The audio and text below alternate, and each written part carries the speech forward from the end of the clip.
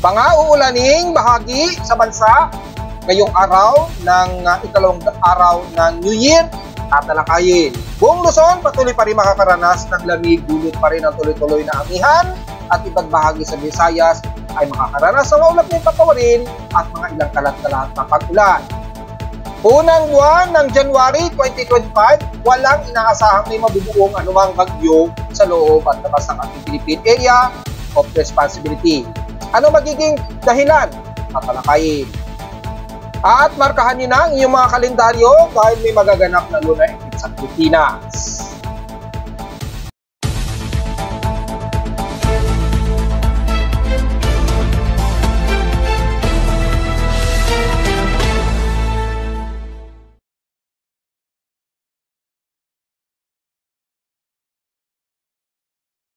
Hello, good morning mga folks. Welcome po muli sa ating Daily Weather Bulletin at Analysis para sa ikalawang araw ng January 2, 2025. Ang oras sa ating boss ngayong umaga ay alas 18 na ng umaga. Una sa lahat, ngayon pa lang ako makapagbati sa inyo ng maligong bagong taon. So, bagong taon na naman at since bagong buwan ay ang ating lagay ng panahon ay patuloy pa rin tayo makakaranas ng malamig na simoy ng hangin at tuloy-tuloy yan hanggang sa ditong darating na February.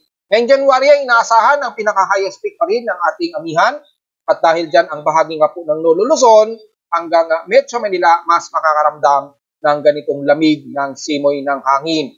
Bagamat hindi pa totally pinakamababa na naitala na recorded na lowest temperature, especially dito sa amin sa Caloocan, since hindi pa siya sa pinaka-minimum na naitala, hindi gaya last year na umabot sa 22 degrees Celsius. Ang huling naitala sa amin sa Caloocan na pinakamalamig na temperatura yun this January. Well, tingnan natin kung aabot yan. Samantala, sa ating lagay ng panahon, ngayong ikalawang araw nga po ng buwan ng 2025, pagiging maulap pa rin ng halos paghapon natin kasama ng Metro Manila, ilang bahagi, lalo na sa extreme Lolo Luzon, na mas mahamog, maulap at gloomy. At asahan pa rin ng mga overcast at mahamog na po. Very hazy ang paligid natin dahil sa tuloy-tuloy pa rin na amihan. So sa mga matataas na altitude, galing ng Benguet, lalo na sa may bagyo, asahan pa rin ang, lalo na sa gabi, ang matinding lamig. So asahan po na mas bumababa po ang temperatura natin dyan sa gabi. Ganon din dito sa Metro Manila. Bumababa na siya ng at least 25 to 24 degrees Celsius. Maabot na nga ng 23 degrees Celsius yung pinaka-lowest temperature dito sa amin sa Caloocan. So, ibig sabihin sa buong Metro Manila. May ilang mga lightning strikes, ibig sabihin may mga ilang kalat-kalat pa rin na umiiral dyan sa bahagi ng silangan ng Southeastern Luzon at Southern Luzon area. So, nasahan na may mga ilang mga kalat-kalat pa rin na pag-ulan ang iiral. Nakataas din ng thunderstorm watch ayon sa data feed ni Pag-asa. As of 10 o'clock AM, ang buong Metro Manila daw, kabilang na ang Calabarzon area. So, matik na yan. Kasama na ang Bulacan, Rizal, Laguna, hanggang Cavite. Maaaring umabot yan sa may bandang Batangas area within 12 hours. So, forecast lamang ito, posibleng umulan or posibleng hindi lamang magiging mas makulimlim lamang ang madalas natin. So, magdala pa rin ng payong just in case. Sa Visayas region naman ay halos ang buong Visayas area, kasama na ang Palawan, Mimaropa, Cebu, Bohol, Siquijor, hanggang dyan yan sa may bandang Negros Occidental, Iloilo, Antique, hanggang dyan yan sa may bandang Eastern Samar within 12 hours po. Dahil sa patuloy pa rin na tatlong weather systems natin umiiral. So mag-aasahan po yung mga kalat-kalat pa rin na mga pag-ulan. Sa ating current conditions, overcast guminga po is at mostly cloudy pa rin dito sa amin sa Caloocan. So expected sa buong Metro Manila at sa lowest temperature na inatala ng aking weather station sa Caloocan ngayong ikalawang araw ng January 2025. Nakapagtala kami ng lowest of 25.1 degrees Celsius. Kaninang umaga lamang ito at 6:13 AM. Kahapon ay pinakamataas na air temperature sa amin sa Caloocan, 31.4 degrees Celsius. Kahapon ito ng hapon at 2:06 PM. Meaning wala tayong magiging comment, bagamat medyo mataas ang maabot sa 40 degrees o 40.4 degrees Celsius ang naging heat index namin sa Caloocan. So siguro sa umaga yan kapag nagha-high peak po yung air temperature. Pero kung tatabi naman natin sa P6 Simpson Pass, 24 hours, ang Zamboanga Peninsula na may pinakamataas sila na 33.5 degrees Celsius na pinakamataas na air temperature. Sa Baguio City, ramdam na ang ginaw sa kanila na umabot ng 16.8 degrees Celsius. So, hindi pa pinakamababa ito, pero sa bahagi nga po ng Benguet, inaasa na natin na around 13 degrees Celsius o 14 degrees Celsius na ang lowest temperature sa kanila. So, napakaginaw na po at may mga icing na nararamdaman niya, lalo na sa mga bahagi ng Trinidad o Atok, Benguet. Sa Iloilo naman, ang Dayat, Camarines sa norte, nakaranas sila ng 51.2 mm na ulan. Kung hindi man ito heavy rains, maaring mahihina lamang o light to moderate, pero maghapon naman ang naging buhos ng ulan. Wala kaming naging pag-ulan ngayong since kahapon, so wala pa kaming naitalang total rainfall. Wala pa. So, yung January average, total of 114.2 mm. So, tingnan natin kung aabot pa rin dyan yung inaasahang ulan ngayong January 2024. Ayon yan sa aking January average ay mayroong 114.2 mm nga daw na total rainfall. So, tingnan natin ngayon. Since within 7 days, may 23.1 mm pa lamang na na-accumulated total rainfall sa amin sa Caloocan. So, tingnan natin ngayong January kung aabot. Sa ngayon, wala pa kaming naitalang pag-ulan mula noong kahapon na January 1. So, diretso agad tayo sa ating outside humidity. Medyo mataas po, concentration, 75%. Bumaba ito ng 3% since last hour. Expected, mataas ang atmospheric pressure, mabot sa 1,010 hectopascals. And steady ito since last hour. High tide and low tide status, so far ay nasa minimum low tayo. Tingnan natin yung almanac on climate kung gaano kataas. Mamaya pang bago maghating gabi, aabot ng 1.2 meters ang taas ng alon. So mamayang gabi pa. At mag-minimum low pa po ito ngayon lamang. At negative, halos mag-negative 0.4 o 0 meters. So, halos walang pababaw yung karagatan natin sa Manila Bay. Pero kung sisilipin natin, kung maalon pa rin ba gamit ang ating cyclone forecast assessment o global forecast assessment, which is in significant wave height. So, kung sisilipin natin, patuloy pa rin na mataas ang alon, lalo na sa extreme Northern Luzon, yan, lalo na sa may bandang Batanes, Capuc Island. Maabot pa rin ng 1.25 at posibleng maabot ng 4 meters ang taas ng alon. Busog pa rin ng ating tatlong weather systems. Especially yung dalawang weather system cell sa Northern Luzon, yung daloy ng Amihan at Eastern Lis na nagbabounce dyan sa area na yan. So, magiging malikot ang karagatan dyan. Medyo mas swelling yung karagatan. Maaari sa mga malilit na bangkero ay ingat na lamang po kung kinakailangan pumalaot ngayong araw, ay grupo-grupo na lang sana kayo o magsama kayo ng malalaking bangka. Yan, dahil maabot ng 1.25 meters. Lalo na sa mga biyahe ngayong araw pa lang, pabalik sa, lalo na dito sa Metro Manila. Yan, yung mga babalik uli para sa pagtatrabaho nila. Asahan na uli ang magiging matraffic ang ating North and South Luzon Expressway. So, konting pasensya na lamang po sa mga biyahe pa lamang ngayong araw pabalik ng Metro Manila. Sa ating almanac, sumikat ang haring araw kaninang 6:21 AM at inasang lulubog ito mamayang 5:38 PM. At may 6% na po tayo ng waxing present na illuminated na liwanag ng buwan. So, isasama na natin. Sisikat ito. Kasisikat lamang nitong 8:22 AM. Ayan, nasa elevation of 28 degrees pa lamang. So, kasisikat pa lamang kaninang 8:22 AM. At mamayang gabi naman ito ng 7:58 lulubog. At sa ating local weather outlook, parang ngayong Huwebes at Biyernes, patuloy tayo makakaranas pa rin ng overcast and gloomy, partly cloudy maghapon, 100 daw ang chance ng pag-ulan. Maaring pumasok, pero maaring light to drizzle rain showers ang kadalasan. Bukas ng Biyernes, partly cloudy din ang maghapon natin at mga asahan din ang mga pagkulog at pagkidlat. 90 to 95% ang chance ng pag-ulan. Sa lowest temperature expected, maglalaro 29 to 30 degrees Celsius. And lowest temperature expected ay maglalaro sa 24 to 25 degrees Celsius.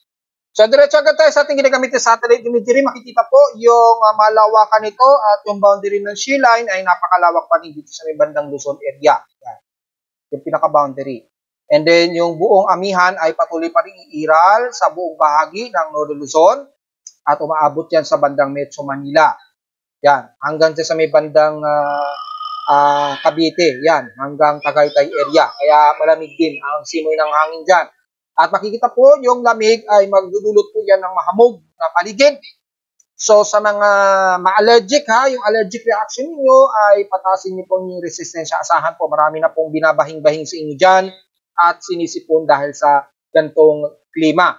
Lalo na sa mga taga Northern Luzon area. So, minom po ng maiinit palagi na tubig para makontrol po at lumakas ang inyong resistensya. May nagsasabi, haluan daw yun ng lemon at iinom para lumakas po yung resistensya natin. Dahil asahan po talaga na yung mga kababayan natin na madaling ma-allergic dahil sa lamig ng paligid ay inaasahan talaga yan. Ulanin ba? Yes, sinutong panig pa rin ng bahagi ng Northern Luzon dahil sa mahamog na po tayo, mataas ang saturation ng water vapor, lalo na yung isdalis dito sa silangang parte ng Dagat Pasipiko ay patuloy pa rin na magbubunsod dyan ng accumulated rainfall, yung water vapor sa may silangan, at makikita natin may mga ilang cluster na heavy rain showers sa bandang Santa Ana, Cagayan, at ilang bahagi ng Cagayan Valley, Isabela, yan, hanggang dyan sa may bandang Kasiguran, Aurora area. Saan ninyo, makakaranas kayo ng mga kalat-kalat na pag-ulan, may mga ilang clusterized na moderate and some heavy rain showers po. Magdala po ng payong at sa may bandang Kaluna naman, very gloomy po tayo despite na kung titingnan natin sa Himawari 8 satellite imagery mula kay Pag-asa, makikita ay very gloomy lamang at mahamog ang paligid. So bunsod po yan ng patuloy na amihan. Pero yung mga kalat-kalat pag-ulan, typically mga light drizzle rains, yung mga wisik-wisik na madalas na magiging ulan po. So mahamog po ang paligid natin dyan. Kabilang na ang bahagi ng Cordillera Administrative Region. Kung titingnan natin in detail, sa makikita kasama ang Cordillera Administrative Region, Mountain Province, Benguet, yan, Abra, pababa na yan ng bandang Pangasinan, at Zambales area. Mas magiging mahamog po tayo dyan. Magkaroon man ng mga kalat-kalat ulan, mga light drizzle rains ang magiging madalas kapag sobrang taas na ng humidity. Minsan hindi na kinakaya, nagdudulot po yan ng saturation at bumabagsak siya as mga patak-patak ng mga maliliit na ulan. Mula sa may bandang Central Luzon, kasama na ang Tarlac, hanggang dyan sa may bandang Nueva Ecija, pababa ng Angeles, Pampanga, Gapan at Bulacan area.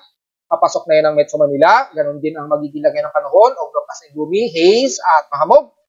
So medyo naglalaro po yung medyo nagiging maaraw, then may magiging gloomy na naman. So ganyan po magiging overcast ang patuloy ang ating magiging panahon, kabilang ng ilang bahagi nga po ng Calabarzon area.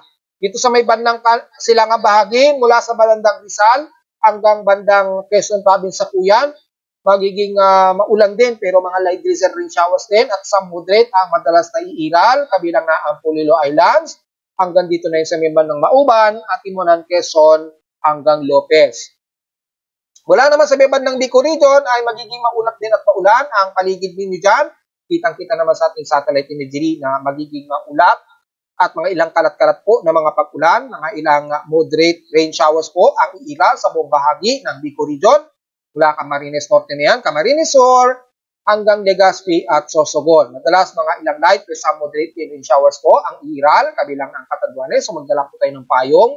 Halos maghapon magiging ganyan na gloomy, haze at mga kalat-kalat ang mga pag-ulan. Ang Mimaropa area naman ay magiging maulap din ang himpapawid, kabilang na ang buong bahagi ng Occidental o Oriental Mindoro. Manaka-naka lamang ito nagiging moderate at maya-maya nakakaranas kayo ng mga ilang moderate rain showers and some clusterized heavy rain showers, lalo na ng mga taga-Oriental Mindoro mula dyan sa may bandang Pola, Gloria, pababa niya ng Bulalakaw. Sa may bandang Kanluran naman, sa San Jose, ganoon din, magiging maulap din ang inyong himpaparin.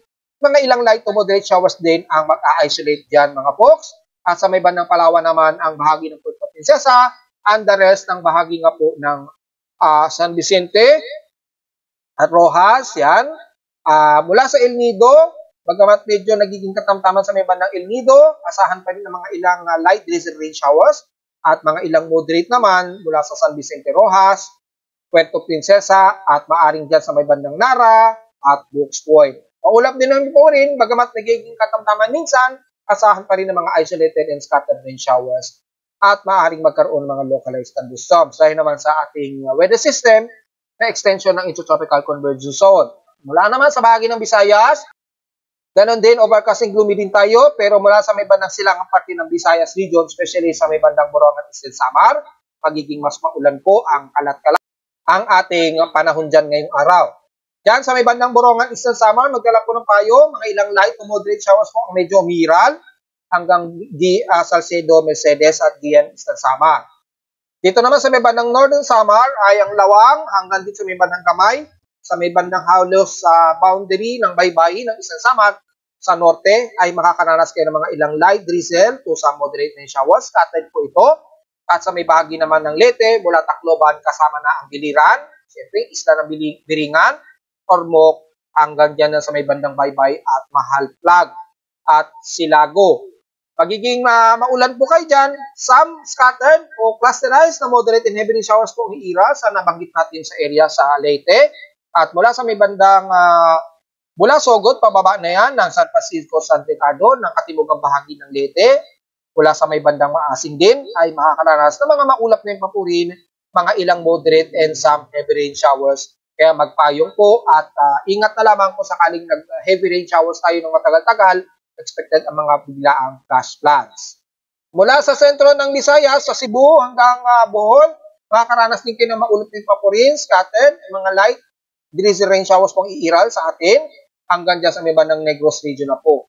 Sa may bandang Dumaguete at Siaton, nakakaranas kayo ngayon mga ilang light to some moderate rain showers. Ingat po, pagdala ng payong.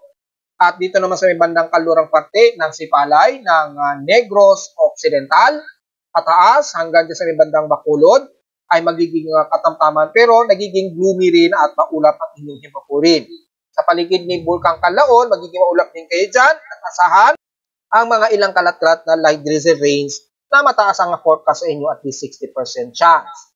Sa may bandang Panay Island naman, bagamat gloomy rin tayo dyan, maulap din ang himpapunin, asahan din ang mga isolated rain showers din dito, lalo na sa may bandang Silangan ng Pilar, sa may bandang Capiz, kasama na, at dyan sa may bandang Concepcion, at pababa na yan ng Borotac Nuevo, kasama ang Iloilo City. Sa may bandang Kaluran naman ng Malay, Barunga, Ibahay, kasama na ang Aklan, pababa ng Antique, magiging gloomy rin tayo dyan, bagamat medyo mas maaraw ng bahagya ang area ninyo dyan, pero asahan din ng mga isolated rain showers at mga localized thunderstorms na naka-forecast lang naman. Sa bahagi naman ng Mindanao, ang bahagi ng Surigao region, kasama na ang Dinagat Island at Siargao Island ay nakataas po ng mga kalat-kalat na pag-ulan din na may mga ilang moderate and some heavy rain showers po ang iiral sa atin dyan. So magdala ng payong, kabilang na ang Agusan del Norte and the rest ng Caraga area, kasama Agusan del Sur at dyan sa may bandang Bislig, pababa na ng Davao de Oro area. Wala naman sa may bandang Davao Oriental ay magiging maulap din kayo dyan and the rest ng Davao del Norte area. Bagamat katamtaman, mas maaraw ang parte ng Mindanao pero maya-maya nagkakaranas tayo ng mga maulap na papurin at mga ilang kalat-kalat na pag-ulan na may pagkilat at pagkulog, especially dyan sa may bandang Davao Occidental and the rest ng Sorsogon area. Mula South Cotabato, pataas na yun ang Maguindanao del Norte at North Cotabato. Sa sentral naman ng Bukidnon, magiging maulap din, pero maya-maya nagiging katamtaman ang lagay ng panahon hanggang dyan sa may bandang itaas o norte ng Mindanao ng Misamis Oriental hanggang Cagayan de Oro. Papasok na yun ang bandang Lanao del Norte, magiging katamtaman pero maya-maya nagiging overcast and gloomy din tayo dyan. So isolated and scattered rain showers din ang iral ngayong maghapon mula sa may bandang Misamis Occidental ng the rest ng Zamboanga del Norte hanggang Zamboanga del Sur, kabilang na ang Sibugay, magiging katamtaman din nalagay ng panahon.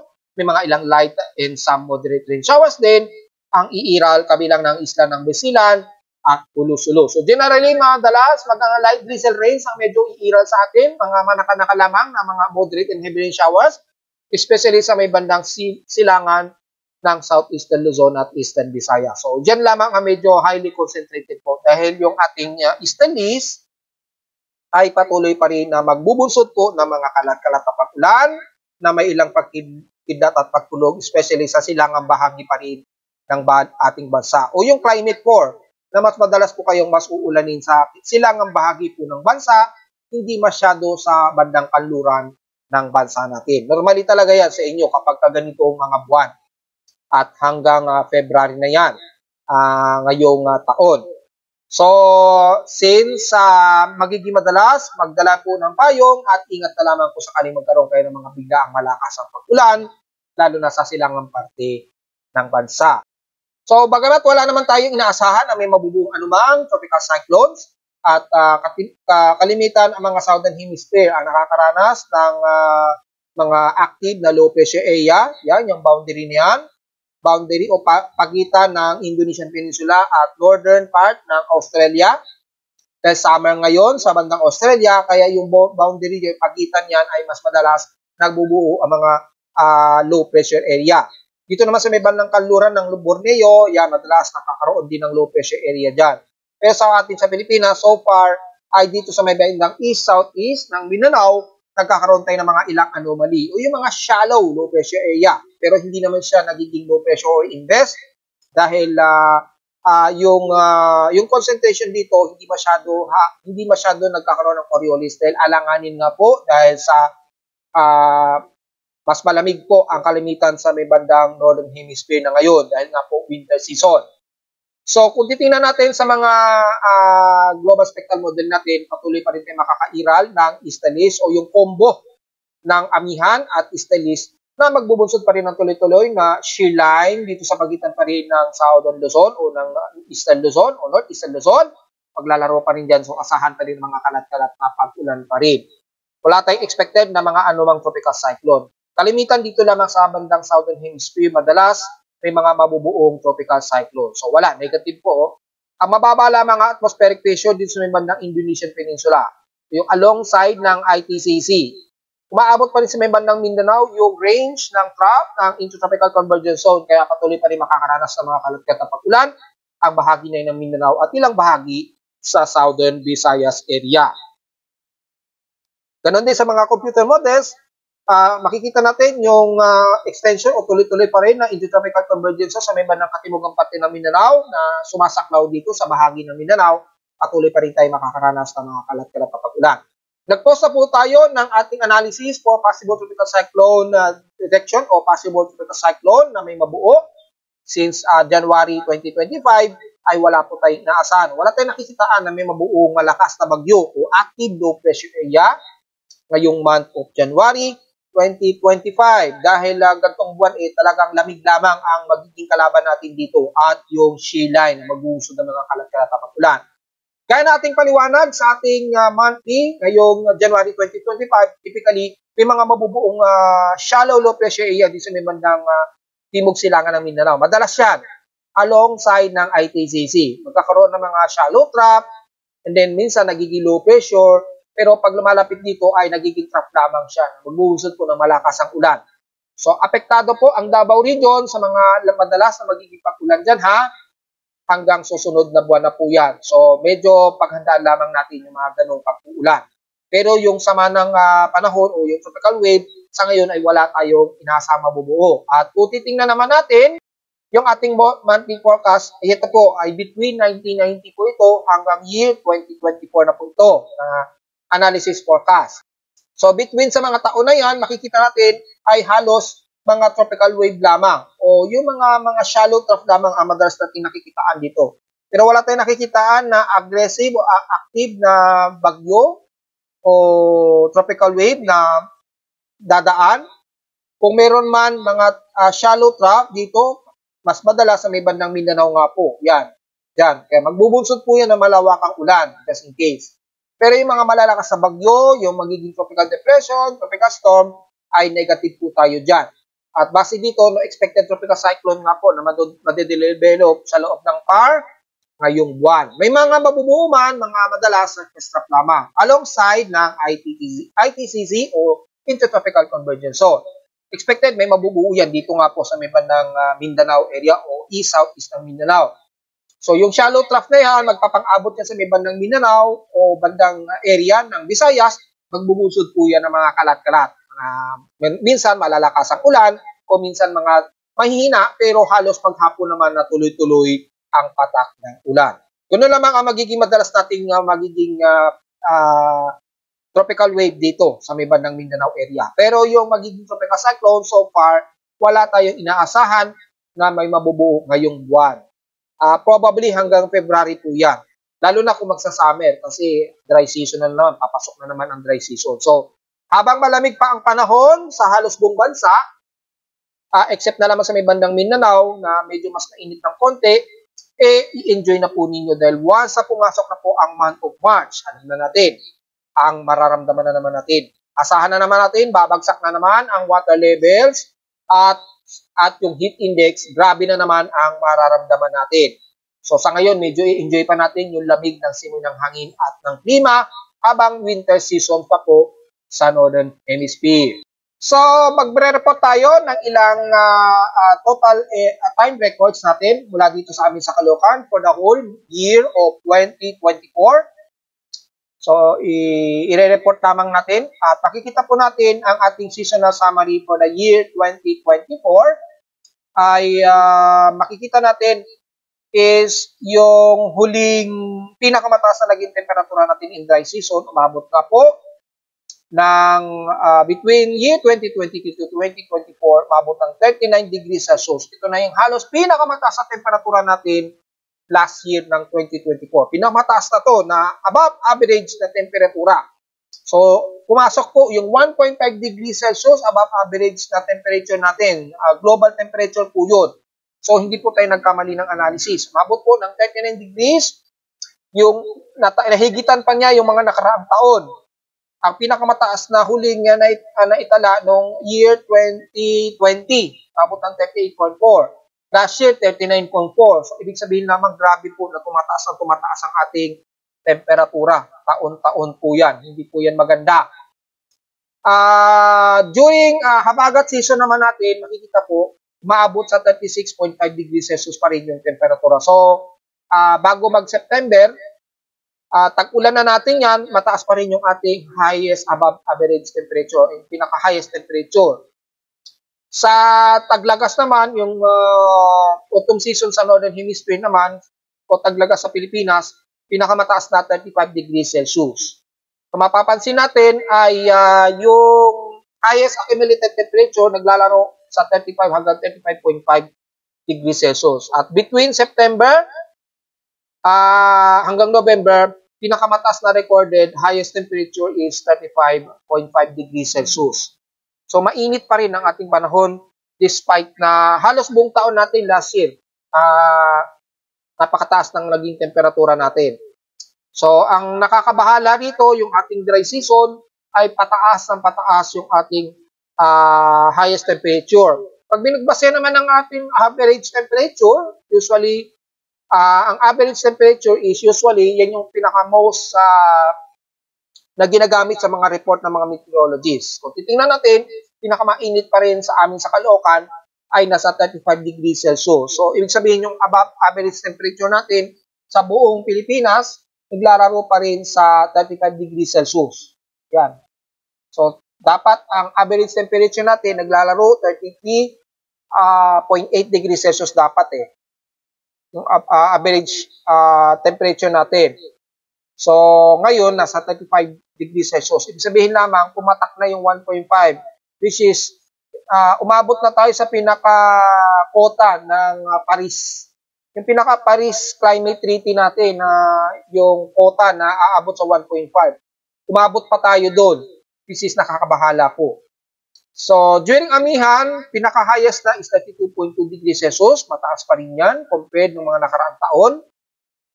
Yan. Nung nakaraang taon, naglalaro lamang sa 31 degrees Celsius yung high average temperature. Last year, 32 degrees Celsius na. So, mas mainit na talaga last year. Sana hindi umabot pa o hindi pa mahigitan yan dahil hindi na po maganda yan kapag tuloy-tuloy pa rin ang pagtaas ng temperatura natin sa buong mundo. Sa habagat season naman natin, pinakamataas 32 degrees Celsius. So, at least dito normal yung average temperature natin kapag habagat season natin. Sa taglagas naman ay at least medyo bumaba. Bumaba pa rin yung temperatura, hindi man siya humigit. Hindi gaya nung last year 2023. So yung ating tag-init lamang, yung dry season natin ang mas tumaas ng husto o nadagdagan yung pinakamainit na temperatura. So may tuturing kung i-research nyo yan, kung sisilipin ninyo sa mga official na climate observatory, sasabihin nila sa inyo nitong year 2024 ay maituturing na pinakamataas na naging average temperature natin sa buong mundo. Yan. Ang huling pinakamataas na nahigitan ay yung year 2020 po na umabot ng 35.3 degrees Celsius. Hindi gaya last year, 35 degrees Celsius lamang. So, yung high average, medyo naglalaro, pero kapag high temperature kasi ang pinagbabasihan, umabot na tayo sa 39 degrees Celsius na pinakamataas. So, hindi po magandang balita yan mga folks ha. Yan o. May mga summary po tayo. So, hopefully, meron din ganyang summary sa Pag-asa kung magkakaroon ng comparison sa mga nagdaang taon. Sa pagdating naman sa pag-ulan, yung ating seasonal summary, tuwing habagat season ay mas mababa compared last 2023. Yan last year, 2023, umabot sa halos 2,219.4 mm ang naging total rainfall. Last year, mas mababa, 1,655 mm ang total rainfall. During habagat season po yan, yan yung tag-ulan natin. Sa dry season naman, pinakakonti din last year, 261.3 mm lamang according sa aking total recorded ng aking weather station annually for the year 2024. Yan. Mas mababa siya compared noong 2023 na umabot ng 364.2 mm. During amihan season naman, mas mababa rin.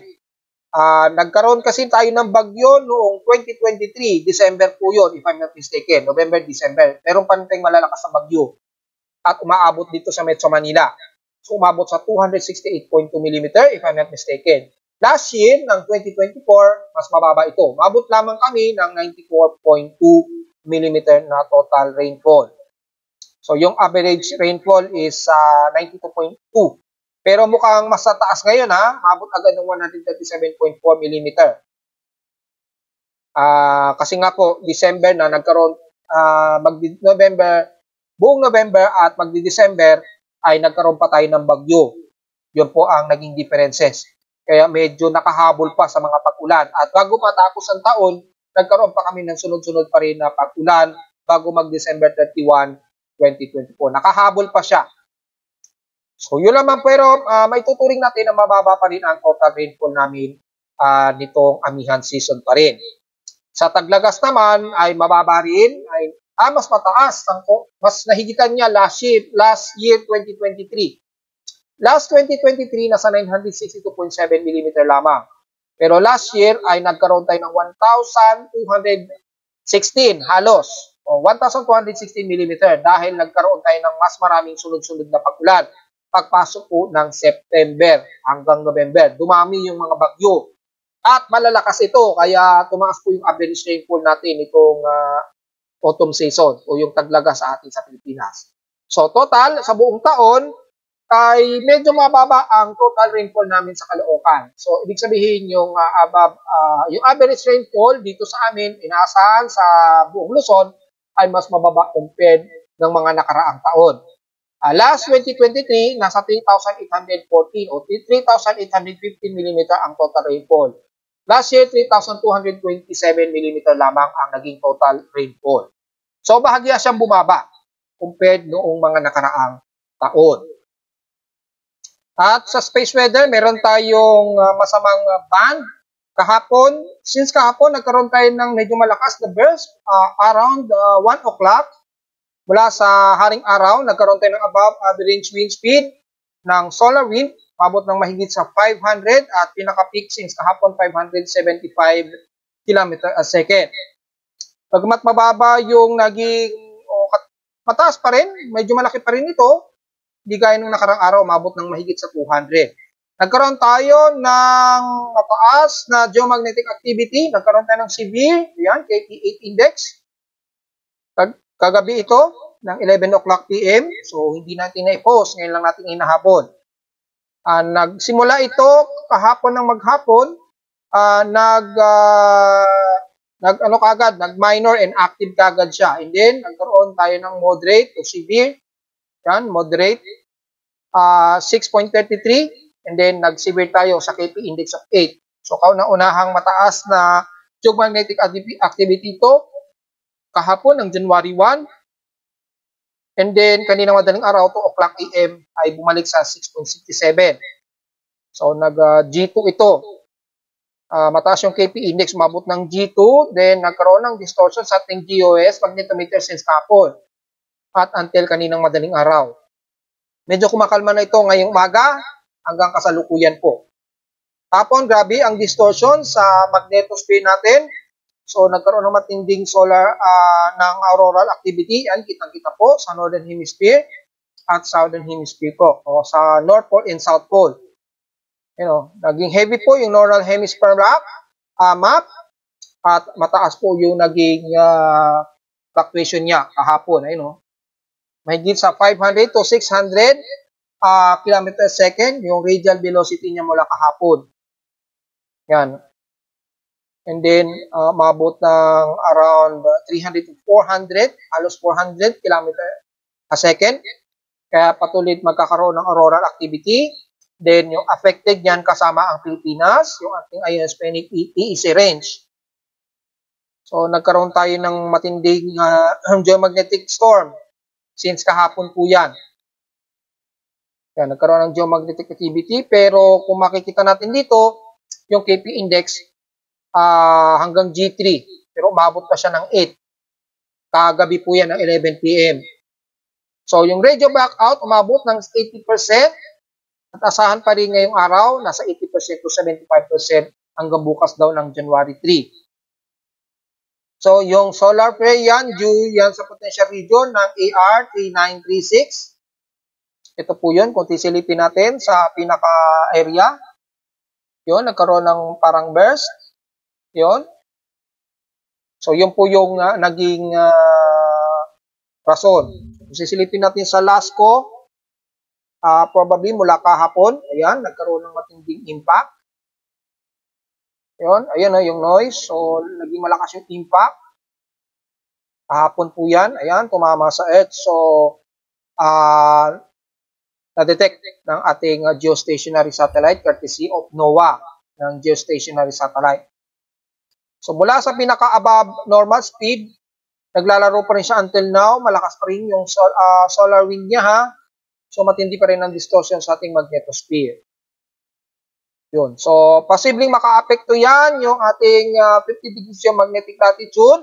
Nasahan ang posibleng power system voltage, lalo na sa apektado ng Northern Hemisphere o North Pole. Malapit na sa area na yan. Yung systems, makakaranas ng surface charging pa rin ulit at magkakaroon ng low drag sa Earth orbit. Expected po yan. At magkakaroon ng epekto sa orientation ng satellite. So, hinahabol ngayon yan. GPS, maka-apekto rin, lalo na sa loss on lock, magkakaroon ng hindi accurate na pinpointing ng satellite navigation system ng GPS. So, take note yan mga folks. At asahan din ang radio high frequency intermittent. So, yung kita ngayon, yung auroral event sa Pennsylvania, Iowa, and Oregon. So, take note yan mga folks. Sa ulit Lindol, sa unang 2 araw ng January 2025, wala naman tayong namamataan na malalakas-lakas na pagdinig so far. Pero be ready kasi kadalasan tuwing January nagkakaroon tayo ng malakas na pagdinig Gaya last year, di ba? Nagkaroon ng magnitude 7+, 7.6 sa may bandang Taiwan. So medyo alis-alis na po tayo mga folks dahil medyo kalmado na naman yung ating mga tectonic. So, kapag ka masyadong tahimik, medyo kaduda-duda po yung ating mga tectonic plates. So, medyo alisto po tayo lalo na dyan sa may bandang Ilocos Sur area. At mula sa data feed naman ng unang ikalawang araw ng January 2025, mula sa data feed ni PBOX, mukhang meron tayong isang magnitude 4.4 na may lalim na 3 km depth. Yan sa may bandang northeast ng Sulat, Eastern Samar na naman. So, kung ipipinpoint natin yan, ay, ayan, ito siya. Mukhang dumadalas po ang pagyanig dito sa bandang Eastern Samar, Medyo take note mga folks. At medyo alisto po tayo sa mga taga Eastern Samar. Medyo magalaw-galaw at medyo mayanig na naman ang area na yan.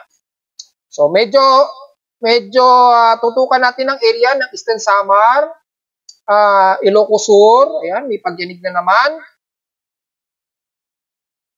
Mukhang na-refresh na ni PBox yung data. So, mukhang itong mga latest na to, puro for January 2025 na po to. Mabuti naman at ni-refresh na po. So, mula sa Eastern Samar, medyo alisto po tayo. Dito sa may bandang Surigao, well, lagi namang yanigin yung area na yan. So, mula nangganap ito kaninang 2:39 AM, yung pagyanig sa may bandang Sulat, Eastern Samar. 2:39 AM po naganap yan. And the rest, mga mahihinang pagyanig naman. Wala naman siya sumunog na mga pagyanig. Pero kung mapapansin ninyo, sa may bandang Surigao region, yumayanig at sa may bandang Oriental Mindoro din, at Eastern Samar. Madalas Eastern Samar. So medyo maging alisto tayo. Bendo bantayin po natin to. Medyo yanigin po ang Eastern Samar, ha. Yan. Maliban sa Ilocos Sur, ha. Medyo bantay-bantayin po natin ito at maging alisto po tayo anytime. Dahil medyo mayanig-yanig umagalaw ang ating tectonic plates na naman dyan sa may bandang Eastern Samar, sa baybayin. So tutukan po natin yan, mga folks. At narito naman ating 3-day weather forecast para sa ikalawang araw ng January 2025.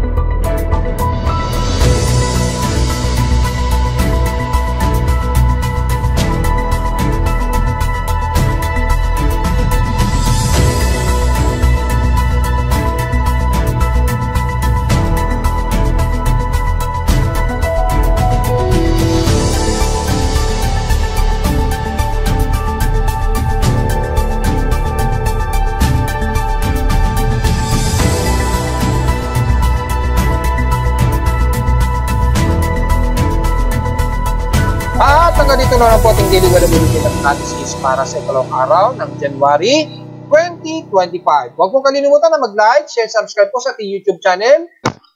At visit lamang sa ating website at www.primoweather.com para sa iba pang detalye na gusto niyo malaman na hindi natin isama ngayong umaga at ngayong tanghali sa ating report since madalas lamang tayo makakaranas ng overcast and gloomy at halos zero visibility, especially dyan sa may bandang extreme Northern Luzon. At visit naman sa website sa gusto malaman pinaka-dynamic events mula sa aking recording data mula sa aking aparato sa Caloocan at sa data feeds mula sa iba't ibang weather agencies. Maraming salamat po mga folks at magandang tanghali po sa ating lahat.